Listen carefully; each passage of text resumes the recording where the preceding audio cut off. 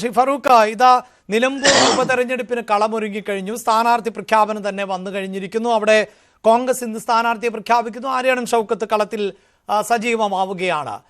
തീർച്ചയായും ഒരു തെരഞ്ഞെടുപ്പ് കാലഘട്ടമാണ്. അതുകൊണ്ട് തന്നെ അതിനിടയിൽ ഉണ്ടാകുന്ന വാർത്തകൾക്കെല്ലാം വലിയ പ്രസക്തി ഉണ്ടാകും. ഇവിടെ കരുവന്നൂർ കേസുമായി ബന്ധപ്പെട്ട വിഷയം നമ്മൾ ദിവസങ്ങളായി ചർച്ച ചെയ്യുന്നു, അല്ലെങ്കിൽ വർഷങ്ങളായി തന്നെ ചർച്ച ചെയ്യുന്നു. ഈ പറഞ്ഞ പേരുകൾ, അത് AC മൊയ്തീൻ്റെതാകട്ടെ, M വർഗീസിൻ്റെതാകട്ടെ, K രാധാകൃഷ്ണൻ്റെതാകട്ടെ, ആ പേരുകളൊക്കെ നേരത്തെയും കേട്ടിട്ടുള്ളതാണ്, അവരെ ചോദ്യം ചെയ്തിട്ടുള്ളതാണ്. ഏറ്റവും ഒടുവിൽ 27 പ്രതികൾ കൂടി പുതുതായി ഉൾപ്പെടുന്നു. അങ്ങനെ 83 പ്രതികൾ ഉണ്ടാകുന്ന കുറ്റപത്രം, അന്തിമ കുറ്റപത്രം ED സമർപ്പിക്കുന്നു. ഈ സമയം എന്നത് വളരെ കൃത്യമായി തെരഞ്ഞെടുക്കപ്പെട്ട ഒരു സമയമാണ്. അത് കൃത്യമായ ഒരു രാഷ്ട്രീയ ഗൂഢാലോചനയുടെ ഭാഗമാണ്. തെരഞ്ഞെടുപ്പ് മുന്നിൽ കണ്ടുള്ളതാണ് എന്നുള്ളതാണ് CPM-ന്റെ ഇപ്പോഴത്തെ നിലപാടും പ്രതികരണവും.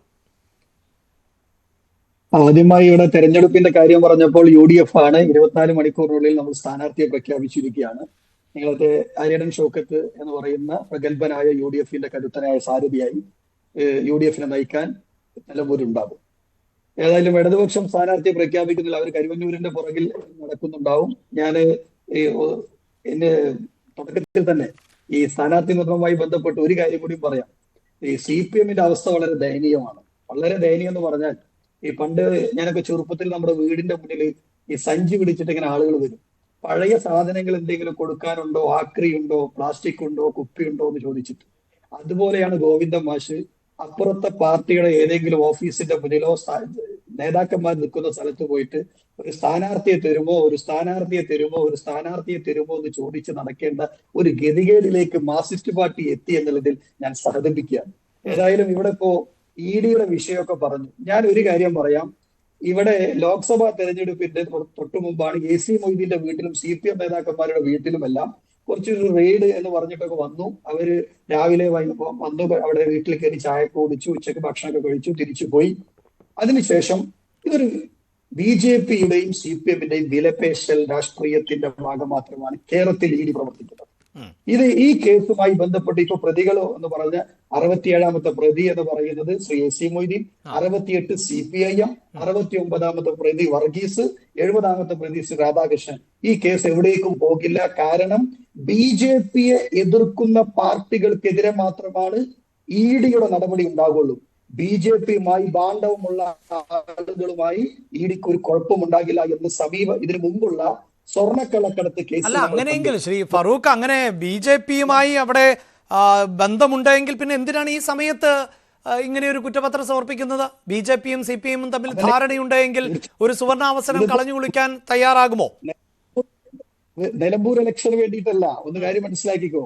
വരുന്ന പഞ്ചായത്ത്, ബഹുമാനായ പ്രതിപക്ഷ നേതാവ് വ്യക്തമായിട്ട് ഇന്ന് മാധ്യമങ്ങളുടെ മുന്നിൽ പറഞ്ഞു, വരുന്ന പഞ്ചായത്ത് തെരഞ്ഞെടുപ്പിനും നിയമസഭാ തെരഞ്ഞെടുപ്പിലേക്കുമുള്ള അഡ്ജസ്റ്റ്മെന്റിന്, വിലപേശൽ രാഷ്ട്രീയത്തിന്, BJP-യും CPM-ഉം തമ്മിലുള്ള ബന്ധത്തിന്, അതിനുവേണ്ടിയുള്ള ഒരു ഉപാധി മാത്രമായിട്ടാണ് ഈ ED-യെ കാണാൻ കഴിയുമെന്ന് വളരെ വ്യക്തമായി പ്രതിപക്ഷ നേതാവ് പറഞ്ഞു. എനിക്ക് പറയാൻ കാരണം എന്താണ്, ഇവിടെ ED-യെ വെൽക്കം ടു കേരള എന്ന് പറഞ്ഞ്, വാം വെൽക്കം ടു കേരള എന്ന് പറഞ്ഞ് ക്ഷണിച്ചത് ബഹുമാനായ കേരളത്തിലെ മുഖ്യമന്ത്രി സ്വർണ്ണക്കള്ളക്കടത്ത് കേസിലാണ്. ശിവശങ്കർ ഉൾപ്പെടെയുള്ള ഒരു പ്രതിയായി ജയിലിൽ പോകുന്നു. പക്ഷേ അതിനപ്പുറത്തേക്ക് കേസ് മുന്നോട്ട് പോകുന്നില്ല. ഞാൻ ശ്രീ അഭിലാഷ് ഒരു കാര്യം പറയാം. അല്ല, അതങ്ങനെ ഒരു ബന്ധത്തിന്റെ പുറത്താകണമോ? അദ്ദേഹത്തിന് ആത്മവിശ്വാസം ഉണ്ടാകാം, താൻ തെറ്റ് ചെയ്തിട്ടില്ല എന്ന്. അങ്ങനെ ആത്മവിശ്വാസം ഉണ്ടെങ്കിൽ നമ്മൾ പറയില്ല, ഇപ്പോൾ ഞാൻ ചെയ്യാത്തൊരു കുറ്റത്തിന് ഏതൊരു തരത്തിലുള്ള അന്വേഷണത്തെയും ഞാൻ സ്വാഗതം ചെയ്യും. കാരണം ഞാൻ കുറ്റക്കാരനല്ല എന്ന് എനിക്കറിയാം. അതുപോലുള്ള സ്വാഗതമായി കണക്കാക്കാൻ പറ്റില്ലേ? പിണറായി വിജയന്റെ ആത്മവിശ്വാസമല്ല, പിണറായി വിജയന്റെയും CPM-ന്റെയും BJP-യുമായുള്ള ബന്ധത്തിന്റെ ആത്മവിശ്വാസം മാത്രമായിട്ടാണ് അതിനെ കാണാൻ കഴിയുള്ളൂ. ആ കേസുമായി ബന്ധപ്പെട്ട് എന്തുണ്ടായി, എവിടേക്ക് എത്തി? ഇതേപോലെ തന്നെ കഴിഞ്ഞ ലോക്സഭാ തെരഞ്ഞെടുപ്പിന്റെ തൊട്ടു മുമ്പാണ് അങ്ങനെയാണ് ഈ തൃശ്ശൂർ ഇലക്ഷനും ADGP-യും ദത്താത്ര ഒസബലയ എന്ന് പറയുന്ന RSS നേതാവിന് കൂടിക്കഴിഞ്ഞ് ഇതൊക്കെ ഇതിനകത്ത് വരും. അതുകൊണ്ട് വരുന്ന നിയമസഭാ തെരഞ്ഞെടുപ്പിലേക്കുള്ള ഈ വിലപേശൽ രാഷ്ട്രീയത്തിനപ്പുറത്തേക്ക് ഇതൊന്നുമില്ല. പക്ഷെ അവിടെ എത്രയോ ആളുകളുടെ കണ്ണുനീരുണ്ട്, നമ്മൾ മറക്കാൻ കഴിയില്ല. ഒരു സഹകരണ ബാങ്കിൽ ഇത്രത്തോളം വലിയ അഴിമതിയും, ഇത്രത്തോളം വലിയ കൊള്ളയും, ഇത്രത്തോളം പച്ചയായ മനുഷ്യരെ അവരെ പറ്റിച്ച പണം കൊണ്ട് ഞാൻ മനസ്സിലാക്കുന്നത് 400 കോടി രൂപയോളം ഇവർ അതിൽ നിന്ന് അടിച്ചു മാറ്റി. CPM എങ്ങനെ അടിച്ചു മാറ്റിയത്? ഒന്നും അറിയാത്ത 43 പേരുടെ ആധാരം, ആ ആധാരം അവരവിടെ ലോൺ എടുത്തു, അവർ പോലും അറിയുന്നില്ല. അവരെങ്ങനെ അറിയുന്നത്? അവരറിയുന്നത് അവർക്ക് ജപ്തി നോട്ടീസ് വരുമ്പോൾ മാത്രമാണ്. ഇങ്ങനെ എത്ര പേര് മരണപ്പെട്ടു നിങ്ങൾക്കറിയില്ലേ? കുമാർ, അതുപോലെ ഫിലോമിന. ആ ഫിലോമിന അവരൊക്കെ, ആ കുമാർ എന്ന് പറയുന്ന വ്യക്തിക്ക് ആശുപത്രിയിൽ പോയി ചികിത്സിക്കാൻ പണമില്ല. ആ പണം വിഡ്രോ ചെയ്യാൻ വേണ്ടി ബാങ്കിൽ ചെന്നപ്പോൾ നൽകാതെ അവരൊക്കെ ആത്മഹത്യ ചെയ്തതല്ല, CPM-ന്റെ നേതാക്കന്മാർ കൊന്നു എന്ന് പറയേണ്ടി വരും, ഒരു സംശയമില്ല. എന്നിട്ട് ഈ പണം എന്ത് ചെയ്തു? ഇന്നത്തെ കുറ്റപത്രത്തിൽ പറയുന്നു 68ാമത്തെ പ്രതിയായ CPM, നിങ്ങൾ ചരിത്രത്തിൽ കണ്ട ഒരു പാർട്ടിയാണ് 68ാമത്തെ പ്രതി CPM. ആ CPM ഈ മുഴുവൻ ഫണ്ട് അവർക്ക് ഓഫീസ് ഉണ്ടാക്കാനും അവർക്കും വേണ്ടി മാത്രം വിനിയോഗിച്ചു എന്ന് പറയുമ്പോൾ ഞാൻ ഒരു കാര്യം സംശയിക്കുന്നു. 9 നിലകളാൽ അമ്പരച്ചുംബികളാൽ ഉയർന്നു നിൽക്കുന്ന AKG സെന്റർ തിരുവനന്തപുരത്തുണ്ട്.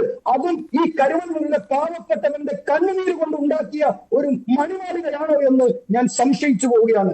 അത്രത്തോളം ഈ CPM എന്ന് പറയുന്ന പാർട്ടി പാവപ്പെട്ടവന്റെ പണം എടുത്ത് ഇത്രത്തോളം കൊള്ള നടത്തുമ്പോ ഞാൻ ഒരു കാര്യം പറയുന്നു, ED എനിക്ക് വിശ്വാസമില്ല. ED BJPക്ക് എതിരുള്ളവരെ മാത്രമേ പിടിക്കൂ. അതാണ് അരവിന്ദ് കെജ്രിവാൾ, അതിനുദാഹരണമാണ് ചിദംബരം, അതിനുദാഹരണമാണ് DK ശിവകുമാർ. പക്ഷേ ശ്രീ കെ രാധാകൃഷ്ണൻ എന്ന് പറഞ്ഞത് താങ്കൾ പറഞ്ഞതുപോലെ തന്നെയാണ്. അതായത് EDക്കെതിരെ, ക്ഷമിക്കണം, BJPക്കെതിരെ ആര് പ്രവർത്തിക്കുന്നു അവരെയാണ് ED ലക്ഷ്യം വെക്കുന്നത്. അതുകൊണ്ടാണ് ഞങ്ങളുടെ നേരെ തിരിയുന്നത്. കേരളത്തിലാണ് ഇപ്പോൾ CPM ഭരണത്തിലിരിക്കുന്ന ഒരേ ഒരു സംസ്ഥാനം. അവിടെ CPM-ന് വലിയ വളർച്ചയുണ്ടാകുന്നു. അതുകൊണ്ട് സ്വാഭാവികമാണല്ലോ എന്നാണ് അദ്ദേഹം ചോദിക്കുന്നത്.